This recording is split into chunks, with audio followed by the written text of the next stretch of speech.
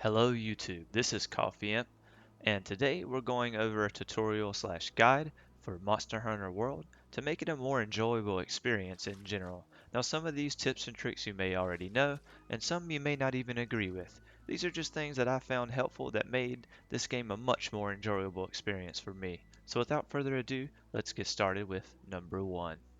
The first tip is about radial menu settings for those of you with controllers. The standard radial menu settings has you flicking your analog stick to select your shortcut items.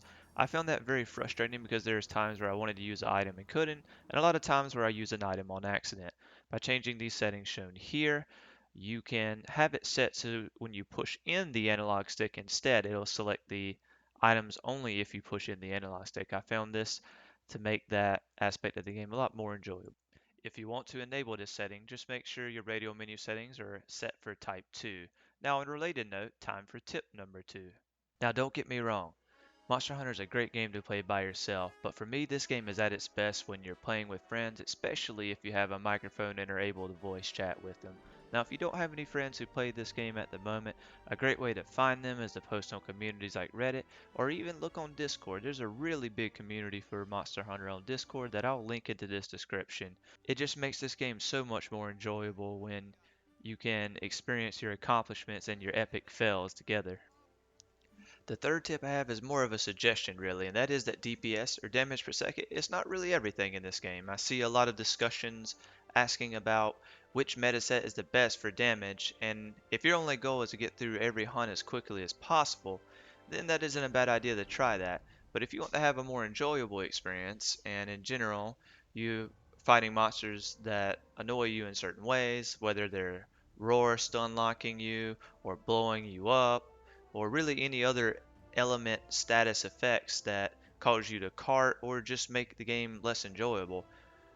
The beauty of this game is that you can build sets to counter that. Literally every single thing a monster can do to you, you can build an armor set to counter. There is so many skills in this game, and really the more important thing is staying alive and enjoying the hunt. And eventually, you'll learn how to avoid the monster's attacks so that doesn't happen to you. But especially if you're just starting out, why not build an armor set to counter the things that are tripping you up at the moment so that you can play with training wheels on until you get used to the monster. So for this next section, we're going to go over some tips that will help the actual hunt itself become more enjoyable. And for me, that was Souvenirs Light Pillar from Nexus Mods. Now what this mod does is when the monster drops materials, or when your cat carves them off the monster, it puts little extensions of light on them, which makes them much easier to find and pick up, instead of you having to hunt all over the map for them.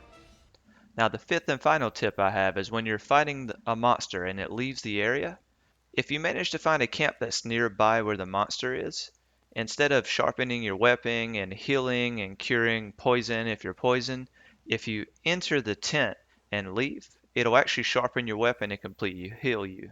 Now, I didn't discover this till very late into my Monster Hunter career, but it is a small quality of life improvement that I found makes the game just that much better. Well, that's it for this video. If there's anything you guys learned, or anything you would like to add, please feel free to let me know in the comments below. Additionally, I'll leave links to the Discord mentioned earlier, as well as a video on how to download mods for those of you that are curious. And finally, I'll leave a link to my Twitch, as I do stream this game on Thursday and Friday evenings at the moment. And may the Sapphire Star light your way.